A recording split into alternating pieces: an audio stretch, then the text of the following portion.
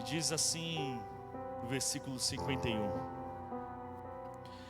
Eu sou o pão da vida que desceu do céu. Se alguém comer deste pão, viverá para sempre.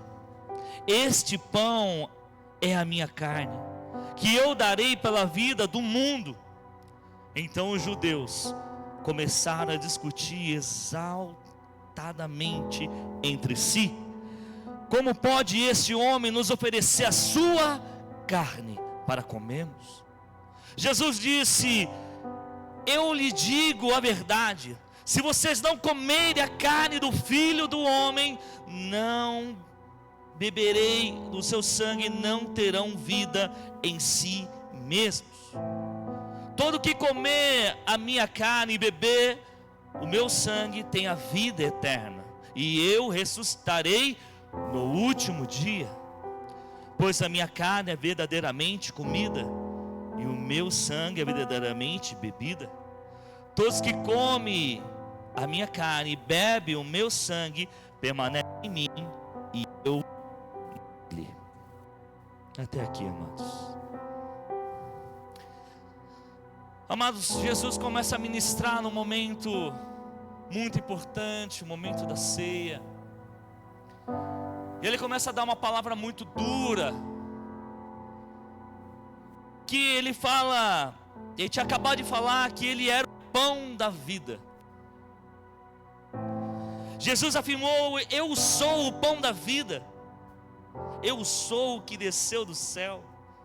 No capítulo 6, versículo 48, que ele quer dizer que ele veio para dar vida aos homens. Isso significa, ele é para a alma, o alimento, que é o pão, que é para o corpo, o seu alimento. Assim como o pão alimenta o órgão físico, Jesus é o que nos satisfaz o espírito daqueles que acreditam nele. Só que aqui muitos ouviam ele, muitos seguiam, porque Jesus tinha acabado de fazer um grande milagre, a multiplicação dos pães, alguns versículos atrás. E uma multidão o seguia, uma multidão ouvia a mensagem, mas era uma multidão que tinha necessidades. Só que Jesus, ele implanta algo muito forte. Aqui no versículo 60 em diante, preste muita atenção aqui nessas palavras. Versículo 60, capítulo 6, versículo 60, diz assim: Ouvirem isso, muitos dos seus discípulos disseram: Dura é esta palavra, quem consegue ouvi-la? Sabendo no seu íntimo que os seus discípulos estavam se queixando do que ouviram, Jesus lhe disse: Isso o escandaliza? O que acontecerá? Vocês viram o Filho do Homem subir para onde estava antes, e o Espírito da vida, a carne não produz nada que se aproveite. As palavras que eu lhes disse são espírito e vida. Contudo, há alguns de vocês que não creem. Pois Jesus sabia desde o princípio quais deles não criam que ele iria e prosseguiu: É por isso que eu lhes disse que ninguém pode vir a mim, a não ser que isso lhe seja dado pelo Pai. Daquela hora em diante, muitos de seus discípulos voltaram atrás e deixaram de segui-lo. Jesus perguntou aos 12: Vocês também não querem ir? Simão Pedro lhe respondeu: Senhor, para quem iremos? Se tu tem a palavra de vida eterna. Nós cremos e sabemos que é santo, que é o Filho de Deus. Até aqui, amados. Amados, essa mensagem tinha muitos discípulos de Jesus. Tinha muitos que Jesus. Se fosse ser um filme, seria 12 homens e um segredo. Mas um segredo que é vida. Um segredo que transforma. Que não são para todos. Só para aqueles que acreditam nele. Aqui, fora os 12, toda a multidão foi embora. Toda a multidão deixou. No versículo 67, Jesus perguntou aos 12: vocês também não querem ir? Imagina a situação, aquela multidão tinha acabado de viver um milagre grande da multiplicação. Mais de 5.000 pessoas foram alimentadas, fora as crianças, fora as mulheres. E aquela multidão iam seguindo a ele. Só quando ele começa a pregar sobre o reino, quando ele começa a pregar sobre a palavra, quando começa a implantar, as pessoas acham a palavra dele dura, acham a palavra dele muito forte. As pessoas aqui estão com Jesus, às vezes pela necessidade. Pessoas quando compram, elas glorificam a Deus, glória a Deus por isso. Quando recebem um salário alto, aumento, glorificam a Deus, glória a Deus por isso. Só que quem teve um real encontro com Jesus, não deixa ele em qualquer circunstância. O discípulo aqui não vai embora quando acaba o pão. Que palavra tão fresca nos dias de hoje, tão atual. Diz: para quem iremos? Em outras palavras, para onde iremos? Só tu tem a palavra de vida. Eles conheceram a Jesus a cada dia, a cada nascer do sol, a cada pôr do sol. O Senhor fez algo novo para eles. Só que o Senhor se mostra a sua misericórdia, Ele derrama a tua graça ao seu favor, ao nosso favor. E eu te pergunto, para onde iremos sem a presença dEle? Para onde caminharemos sem Jesus? Para onde a gente pensa que vai sem a resposta de Jesus? Para onde a gente pensa que vai sem a sua direção? Somos como os bebês que não podemos nem falar papai. Não sabemos nem falar papai. A pergunta hoje: para onde iremos? Abba Pai é uma expressão bíblica, significa papai ou meu pai. É uma expressão que vem do aramaico, Abba Pai. Abba é o Senhor hoje. Vocês não sabemos orar, não sabemos como falar. Tem circunstâncias que eu cheguei na igreja, eu falei: Senhor, Pai, e o coração explodia. Eu falei: ah, papai. E Ele me pegou de uma forma, de um abraço. Eu estava no canto do lado esquerdo, lá metade da igreja, e quando Ele me pegou, Ele me abraçou de uma forma que eu não sei te explicar, mas eu senti Ele real na minha vida. E sentir Jesus real na tua vida não é só quando tudo está bem, é quando tudo está mal também, é quando falta o pão. Isso é ser discípulo, continuar. Somos como um bebê no colo, clamando: ah, papai. Se for nos perdoar, nós não conseguiríamos nos perdoar. Se for nos direcionar sozinho, não conseguiríamos ir muito longe. Talvez você nem estaria vivo hoje, porque não sabemos nossa direção. Só que a verdade é: não sabemos sem Jesus. Mas o Senhor sabe. Nós não sabemos nem perdoar. Isso Pedro diz que essas palavras vêm e dão fruto hoje, como deu naquela época. Cada um que está aqui Irmãos, Jesus disse a todas as pessoas que desejam segui-lo, todas as pessoas, todos os homens e mulheres de Deus que cruzaram o caminho dele, eles disseram: eu quero te seguir. Jesus falou isso em memória de mim, a Santa Ceia. Todos os homens e mulheres que seguiam Jesus precisam participar da mesa, precisam estar em comunhão. Jesus falou isso: façam isso até que eu volte. Falou isso para quem? Para o mundo? Falou isso para os discípulos, para aqueles que o seguiam. Façam isso até que eu volte. Celebre a ceia, celebre o pão, pois essa foi a de Jesus.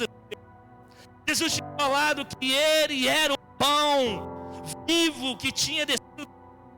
A quem não conhece dele não teria parte. Quem não bebesse dele não teria parte com ele. E muitas pessoas que Jesus tinha falado pensaram que era canibalismo, porque não entendia o que ele falava, não entendia o que ele pregava, entendiam o que Jesus estava falando. Uns não entendiam, outros não estavam entendendo o que ele estava falando, outros não acreditavam no que ele estava dizendo. Porque uma coisa é você não entender, e outra coisa é você não acreditar no que ele diz. Você não quer aproveitar a ira, Jesus disse. Muitos deixaram porque viram uma necessidade. Jesus disse: se esse discurso é duro, se é demais para adequar a sua vida ao modelo que eu tenho, se é demais para você, se dói demais, se é difícil adequar o modelo que eu tenho, diferente do seu, que eu tenho implantado, pode ir embora. Fosse hoje, amado, se fosse hoje uma pregação dessa, pode ir embora. Pregação dura, mas uma pregação de alinhamento. Pregação dura, mas uma pregação de reino. Uma pregação dura, abrir os olhos daqueles que estão cegos, para não só enxergar as suas necessidades de hoje, mas enxergar o reino de Deus, enxergar o propósito de Deus. Ele disse que eu não quero ninguém que fique comigo por obrigação. Ele queria que ficasse por amor. Ele falou: eu quero aqueles que fiquem comigo, fiquem porque entenderam a minha mensagem. A multidão não entenderam e foram embora. Por isso que você tem que sair do meio da multidão para se tornar discípulo. Tem muita gente por aí que conhece Jesus, tem muita gente que fala de Jesus, tem muita gente aí que frequenta igrejas que falam de Jesus. Mas a pergunta é: mas quem vive Jesus? Quem caminha com Jesus? Viver com Jesus não são para pessoas perfeitas, são para pessoas quebrantadas, com seu coração errôneo, mas que se arrepende e não pratica mais. A palavra mais dura é conhecer essa mensagem e não se arrepender, porque conhecimento sem arrependimento é apenas uma luz que te leva diretamente para o inferno. Por isso temos que conhecê-lo e prosseguir em conhecê-lo, saber a sua vontade, saber o seu querer. Viver Jesus não é para pessoas que fazem tudo certo, que não tem nenhum tipo de falha, não para pessoas que falham, caem, mas se levantam e se arrependem do que fazia antes. É uma metanoia, mudança de mente. Ele não vive mais ele, mas Cristo vive dentro dele. Ele não pensa como ele pensava, mas ele pensa o que Jesus quer que ele pense agora. Ele não vive o que ele praticava, porque ele sabe que o que ele tem agora é algo novo, e o passado não mais faz parte. E quando a pessoa te procura, ela vai ver a diferença, porque você vai dizer: mas você não era assim, você não era ruim assim. Aí você vai dizer: ó, não me procure no meu passado, porque aquela pessoa não existe mais. Me procure agora, me procure no futuro, porque quem eu sou hoje é mais do que eu era antes. Antes eu estava morto, mas hoje eu vivo pelo aquele que me salvou.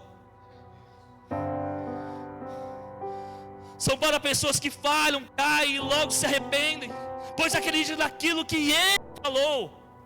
Ele pode restaurar o caído, que ele pode dar força para aquele que não tem mais vigor.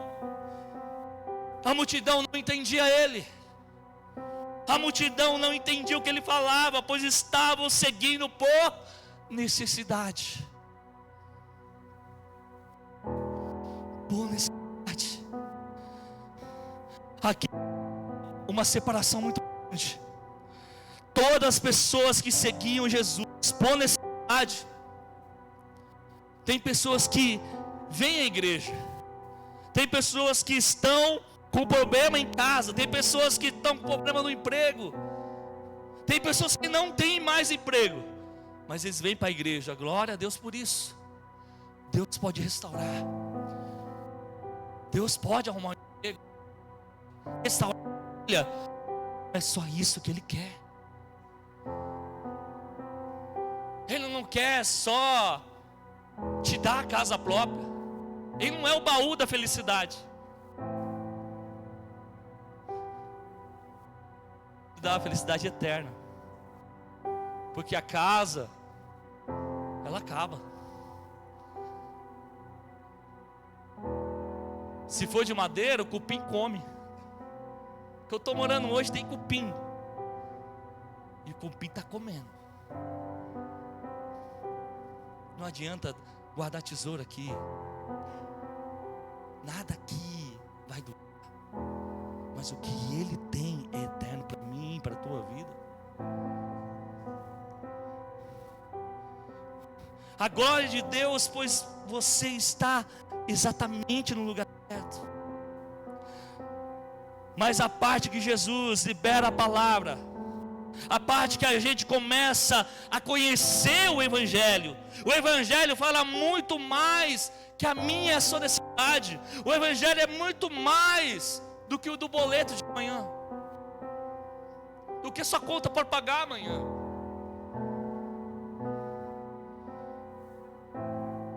E aí quando você encontra Jesus, você fala: eu vou me adequar, eu vou suportar, eu preciso prestar atenção nisso. Eu preciso prestar atenção nisso, na palavra.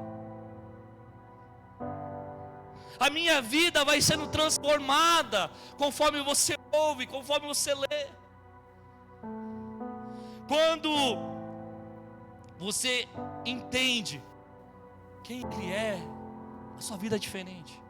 Agora, se você está aqui servindo a Jesus só por necessidade, quando você ganha um carro, você louva a Deus. Quando você troca de casa, você agradece a Deus. Quando você aumenta o salário, você adora a Deus. Mas quando você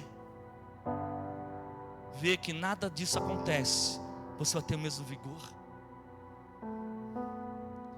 Se Ele não te dá o carro que você está pedindo, se Ele não te dá a casa que você está procurando, vai glorificar.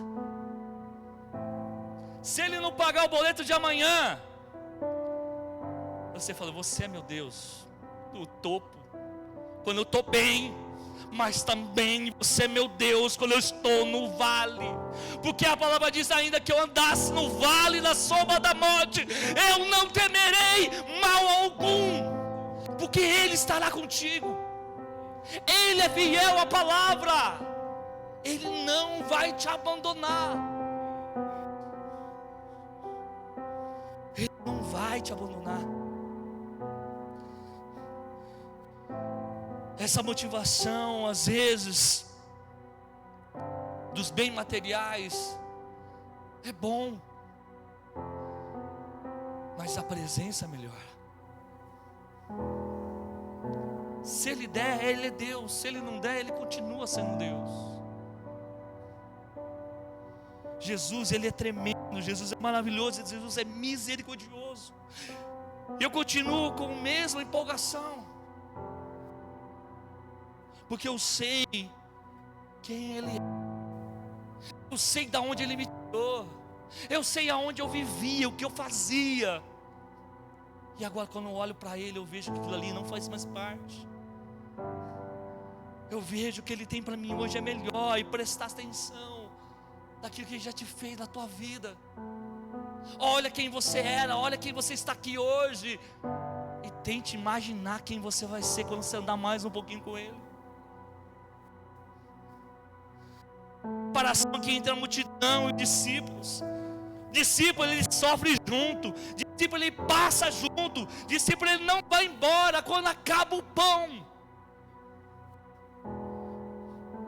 Tinha muita gente lá atrás da necessidade, mas falou assim: não há pão, então eu vou embora. Se não tem o que eu quero, porque eu estou pedindo, se Ele não pode me prover, eu vou embora. Muita gente nessa igreja assim, estão em busca de algumas coisas pela necessidade que estão passando. Ele pode fazer, Ele pode te ajudar, mas Ele não quer só isso. Ele não quer só te prosperar, Ele não quer só te abençoar, Ele não só quer restaurar o seu casamento, Ele quer ter tudo de você. Ele quer ter tudo de mim. Jesus, Ele fala de salvação. Isso aqui é grande. Isso aqui é muito amor. A Bíblia é muito amor de Deus diante da nossa necessidade momentânea. Então, quando o nosso movimento, cidade, eu adoro a Jesus quando Ele faz, e não pelo que Ele é. Quando o movimento por necessidade, só somos gratos quando Ele realiza. Isto é multidão. O Evangelho não tem nada a ver com isso, irmão.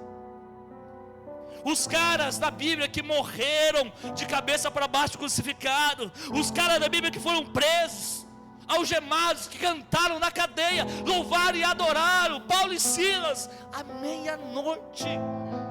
Eles entenderam, não era multidão, eles eram discípulos. Eles eram discípulos. Porque discípulo está lá para sofrer com Jesus.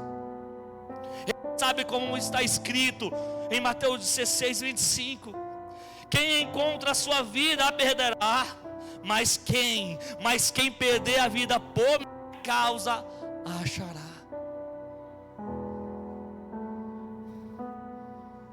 Mas não estão pela necessidade. Deus levanta indivíduos com propósitos coletivos. Meu Deus levanta indivíduos com propósitos coletivos. Se você não ora por alguém, você não consegue orar sobre você. Se você não tem misericórdia de alguém, você não consegue ter misericórdia de você mesmo.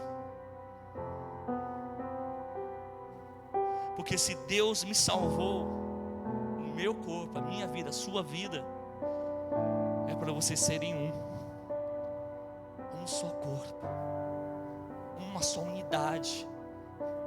Como isso, pastor? Quando eu faço parte do corpo coletivo, olha a loucura aqui, bispo. Eu não sou sozinho, eu sou um. Quando você está no coletivo, você não é sozinho, você é um só. Quando o mundo vê que somos um, eles vão acreditar em Cristo Jesus. João 17:21 diz que para que todos sejam um, como tu, ó Pai, em mim e eu em ti, que também eles sejam um em nós, para que o mundo creia que enviaste. Quando a gente faz parte do corpo, é a história que a gente vê nas redes sociais. Muitas pessoas não querem mais vir. Muitas pessoas falam, não preciso mais ir para a igreja, eu tenho a minha fé. Ou eu não vou mais para a igreja porque eu me decepcionei com fulano, eu me decepcionei com tal pessoa. Mas amado, eu quero te dizer, fique firme. Jesus, ele não decepciona ninguém. E para fazer parte do corpo, você tem que estar mesmo, você tem que estar junto. Uma igreja madura não precisa ser pautada em uma só pessoa. O bispo e eu, se um dia nós faltarmos, a obra continua. A igreja não é só de um pastor, a igreja não é só de uma pessoa, a igreja é de Cristo. Quem continua, meus irmãos, é Deus. Uma igreja madura não pode estar pautada em uma ou duas pessoas, tem que estar pautada em Jesus de Nazaré. Ele é o pão que desceu do céu. E João 54 diz que todo que comer a minha carne e beber do meu sangue tem a vida eterna, e eu ressuscitarei no último dia. Ele é o pão. Entenda, se o que você faz não está tocando pessoas, você não está ganhando nada, você está perdendo tempo. Se o que você faz para o reino não está plantando para o reino, não está fazendo nada, você está perdendo tempo. Se você só faz para a sua necessidade, você está perdendo tempo. Se você está vivendo só a tua vida, você está perdendo tempo. Agora, quando você entrega a Ele e começa a viver aquilo que Ele quer, aí a história muda. Aí você vai ver que nesse testemunho, chamados para servir, servindo no Brasil e fora do Brasil, chamado para servir, foi chamado para um propósito coletivo. Somos um. 18 igrejas, somos um. Somos um. Ouviu falar de 18 igrejas? Somos um. Para o reino, lutamos para o reino. Lutamos para o reino de Deus. E aquela família que estava escrava, ofertas foram lançadas, pastores foram enviados, missionários estiveram orando, e a família foi resgatada.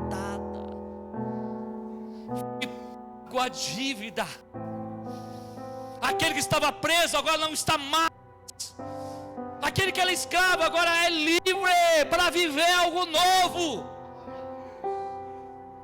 Foi pago. São igrejas, são pessoas unidas para o reino, para falar da unidade. Alguns homens estão dizendo aqui na palavra, duro esse sermão. Um diz, eu não consigo, o padrão é muito alto, eu não consigo andar em comunidade, eu não consigo andar no modelo de Jesus. O padrão é alto. Não é alto, irmão. Não é alto. Jesus falou, traz o teu fardo pesado para mim. O meu fardo é leve, não é alto. A mentira do diabo quer que você crê que você não pode nada, crê que você não pode fazer nada, mas nele você pode tudo. Você é fraco, mas Ele é forte. Você não consegue, mas Ele consegue. Sozinho não foi, mas 18 igrejas foram enviados. Pois agora eu e você somos livres. Aquela família é livre. E aí você fala, tudo posso, mas nele tudo posso nele, porque ele está comigo. Porque agora eu sou livre para dizer: naquele lugar eu não vou mais. Agora eu sou livre para dizer: naquele motel eu não vou mais. Agora eu sou livre para dizer: eu não vou mais fazer aquilo que eu fazia, que não agradava a Deus. Antes eu não podia falar não, porque eu era escravo do pecado e ele me engolia. Eu fiquei 6 anos assim, em motel, 6 anos de fornicação, 6 anos sem pregar, 6 anos sem Deus. E um dia eu me peguei e saí da multidão. Eu lembro que eu apertei o botão, o teto solar abriu. Eu olhei para as estrelas e falei: Senhor, eu não quero mais isso.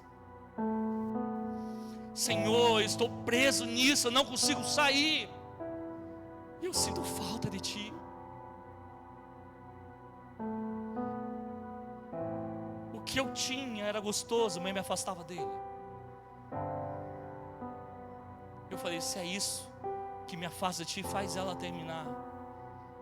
Acho que Jesus, Ele te ouve bem nessa hora. Ele estava no banheiro e Ele volta bem nessa hora. E depois, minha noiva da época terminou comigo por telefone. E eu olhei para Jesus e falei: Jesus, Tu é rápido. 3 dias. Estava morto, agora estou vivo. Estava preso no pecado, agora eu sou livre. Doeu mais 3 anos. Porque o cheiro do pecado vem. O pecado é que nem um chocolate, que você olha, você comer muito mata. Mas tem que resistir. Resistir o mal, ele fugirá por vós. Ele pode vir por um caminho, mas por 7 fugirá. Resistir. Resista. Siga Jesus. Siga Ele. Fiquei 3 anos solteiro. E como muitos jovens, poucos jovens tem aqui, mas eu falava assim: Senhor, me dá uma mulher, senão eu morro. 3 anos solteiro, Thiago. E eu sou menino de prédio, então eu não beijava ninguém. Ficava: Senhor, envia a Rebeca. O relacionamento seguinte, ruim. Quase fiquei louco. Próximo relacionamento, me joguei, falei: Senhor, vou na Tua obra. Aí Deus me apresenta quem? A minha esposa hoje. Na época ela é minha amiga, minha melhor amiga. E eu falei: Senhor, é minha amiga, não faz meu tipo. Mas para menino de prédio.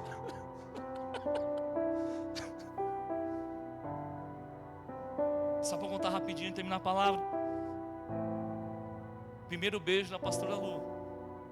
A gente ficou 3 dias sem se falar. O número 3. E eu ligava para ela todo dia, falava 1 hora, 2 horas. Fiquei 3 dias, foi também no ligo. Aí outro lado, pedi amiga. Ô dedo ruim. Nem amiga fiquei. Você rico não foi com você. 3 dias depois fui falar com a pastora Lu. Não éramos pastores. Vamos tentar? Vamos. Mas com propósito, vamos ter nada até o casamento. Tá bom. Casamos em 3 meses. Aí já era formado, já era amigo. Calma. Casamos um dia antes do ser religioso. Deus é tão bom que eu fiquei com uma febre 1 semana do casamento. Só melhorei no dia do casamento. Ela já foi morar comigo, casou no cartório, foi morar comigo. Aí a gente tinha o voto ainda, falou: vamos esperar 1 semana. O que é 1 semana para a vida inteira? Esperamos 1 semana. Amado, casamento lindo. O bispo Cacá foi lá. E Deus mudou a minha história. Quando eu decidi segui-lo de verdade. Não pela minha necessidade, não pelo carro que eu tinha, não por um casamento que eu queria, sonhava. Mas quando eu saí da multidão, Ele me deu tudo aquilo que eu precisava ter. Quando eu saí da multidão, me joguei na obra, nunca mais parei de pregar. Quando me joguei na obra, nunca mais deixei de falar do amor de Jesus. Quando saí da multidão, eu entendi quem Ele era e quem eu era perto dEle. Eu era a minha melhor versão. Eu vi de onde Ele me tirou, da escravidão, do pecado, porque crente pode tudo. Crente pode tudo, mas ele não faz porque ele é livre. Ele não faz porque ele é livre. Ele não vai mais em balada porque ele é livre. Ele sabe que ele ali não satisfaz. Ele não vai porque ele sabe que Deus não vai se agradar. Então ele é livre, ele não decide não ir. Não é como era escravo que os amigos chamavam. Não era porque a necessidade de ter alguém te se rebaixava. Não, você é livre. Você tem escolhas de seguir a Jesus como discípulo. Sair do meio da multidão. Sair de meio da multidão. Pois agora eu sou livre. Tudo posso, mas nem tudo me convém. Mas eu sou livre para dizer: lá eu não posso mais ir, porque eu não quero. Antes eu não podia falar não, porque o pecado me engolia, o pecado me atraía. Antes eu não conseguia falar não para algumas coisas. Mas em Jesus, hoje eu decido. Em Jesus, hoje eu sou livre. Pois Jesus me libertou das amarras. Isso faço, aquilo eu não faço. Isso eu vou, aquilo eu não vou, porque eu sei que não agrada. Ei, ele não levantavam. O discípulo não levantava, ele ficava ali com Jesus. Mas eles ficaram lá, sentados.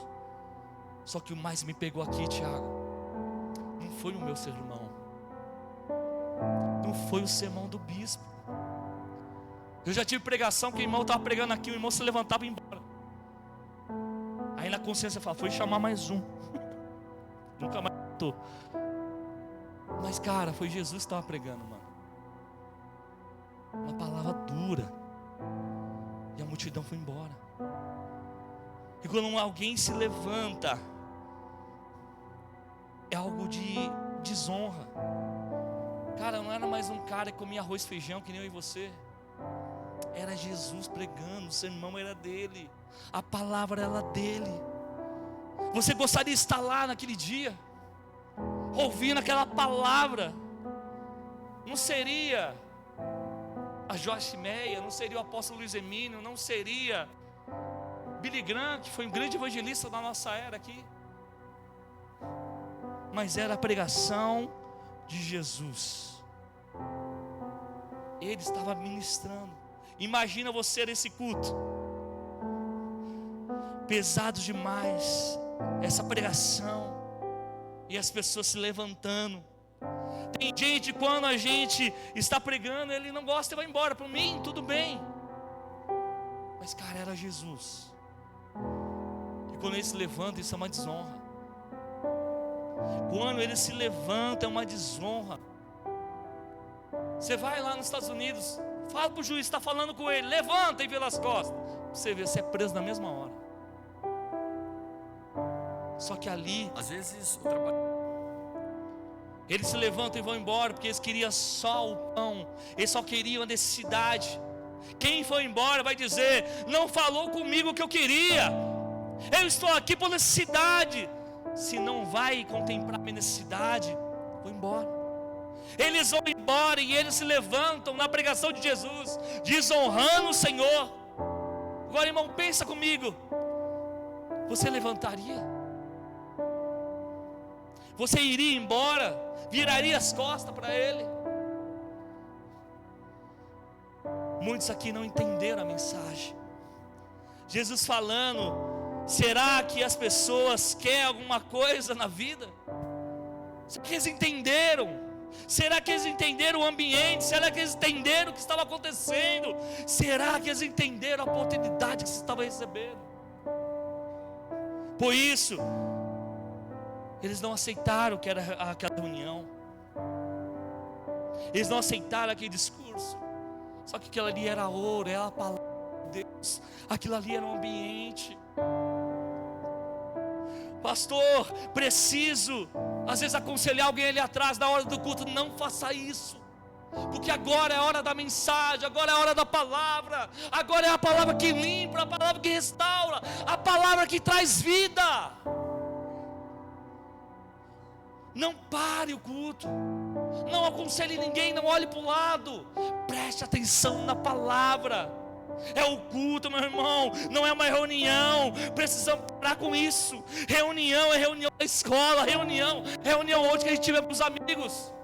Reunião é reunião condomínio, que é o culto racional de Deus. Jesus, ele é um grande homem entre outros homens. Só que Jesus era o próprio Deus entre os homens. Só existe uma diferença aqui: Jesus não é só um grande homem destacado da época entre outros homens, não. Jesus é o próprio Deus entre os homens. Isso que tem que ficar claro. Precisamos aproveitar o tempo que estamos aqui. Eu sei que Jesus, ele habita em nós. Eu não estou falando que Jesus, ele entra e sai, não é isso que eu estou. Ele faz morada em nós. Ele faz morada em nós. O que eu quero dizer é que nós temos que aproveitar. Existem visitações, cultos que é tremendo. Existem cultos que Deus desce como fogo.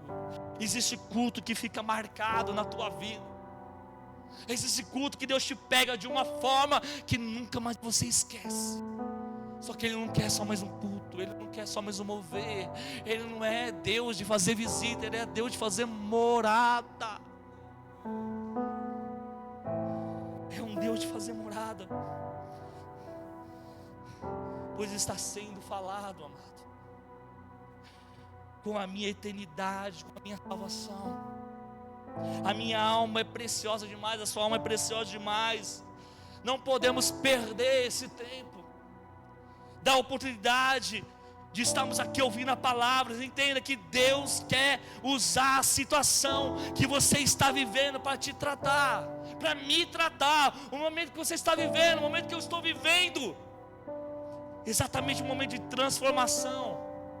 Mas precisamos com Jesus, precisamos estar com Ele. Eu não posso perder este momento, você não pode perder este momento. Tem coisas que estão te esperando, porque quando ela vem, ela te faz orar.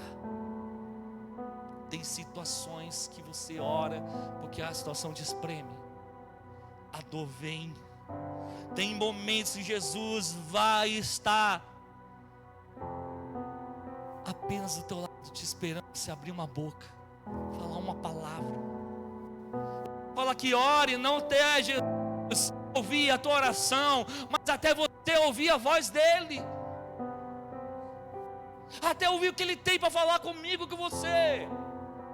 Jesus já falou comigo numa árvore balançando, na maior dor que eu estava na época. Perdi minha mãe, perdi o emprego, últimas provas da faculdade, meu Deus.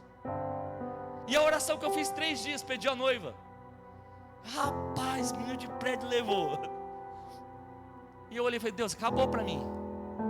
E aquela árvore balançando assim, eu falei: ó, se eu cuido dos passarinhos, eu cuido de você. E eu com boca já, por quê? Porque você me amou. Eu te formei, eu te conheci antes de você ser formado vendo a tua mãe. Que às vezes nós não acreditamos, que o diabo sabe o teu potencial. Deus sabe o teu potencial, mas às vezes você não sabe, porque não conseguimos ouvir a voz de Deus dizendo: você consegue, não acabou, não é o fim. Jesus vai aqui na palavra numa reunião, em Lucas 22:16, com os discípulos, com os 12. E Jesus já estava mergulhado na sombra da cruz, meu irmão. Era a última reunião, o último culto que eles tinham com os discípulos. Jesus se entrega. ele está visualizando já a cruz. Ele já sabia o propósito da vida dele. Ele está mergulhado na sombra da cruz. Essa já era o sentimento de Jesus. Só que ele tinha acabado de ceiar. Ele já tinha discipulado os discípulos. Quando os discípulos estão na ceia, perguntando quem é o maior, quem irá substituí-lo. A discussão era algo maior, algo pela necessidade. E Jesus está mergulhado na entrega. Os caras estão discutindo quem vai ser maior, quem vai substituir, quem é o maior entre nós, Jesus, e quem tu vai escolher, o líder. Aí Jesus vem no sentimento deles, que estava na contramão daquilo que ele pregava, do que ele estava vivendo, o sentimento dele. Então ele começa a corrigir a rota. Esta noite ele também vai corrigir a sua rota. Eu não sei os caminhos que você tomou, mas hoje, nesta noite, é um direcionamento. Eu não sei se você tomou o caminho errado, mas o Espírito Santo, recalculando a rota. Deus tem um propósito na tua vida. Deus tem um chamado maravilhoso. Mas saia da multidão, venha andar com Jesus. Venham deixar Ele. Então Ele começa a corrigir a rota. Ele não dá bronca, Ele não xinga, Ele não começa apenas a lavar os pés dos discípulos. Ele começa a corrigir a rota com atitude. Então nessa noite corrija a sua rota. Tem que ser com a atitude certa. Deixar a tua alma um pouco de lado, a sua necessidade um pouco de lado. Deixar de querer as suas necessidades e submeter a Ele. Mas você tem que dar algo. O seu tempo, a sua vida, você tem que dar algo. Os seus medos, a sua força, a sua vida, a sua dedicação, os seus sonhos dele. E Jesus, ele lavava os pés, ele falava o que eu não queria ouvir. Ele falou para muitos que muitos não queriam ouvir. Às vezes você chegou aqui, eu não queria ouvir isso. Lava os pés. Às vezes você falou, eu fui em um lugar e foram ingrato comigo, foram negligente comigo. Jesus falando, lava os pés. Ele começa a lavar o pé e começa a corrigir a rota com atitude, porque o que está acontecendo ali tem a ver com gerações, tem a ver com o reino de Deus. Não é o aborrecimento de uma pessoa lá na frente, tem a ver com gerações, tem a ver com você, tem a ver com a sua família, tem a ver com a sua salvação.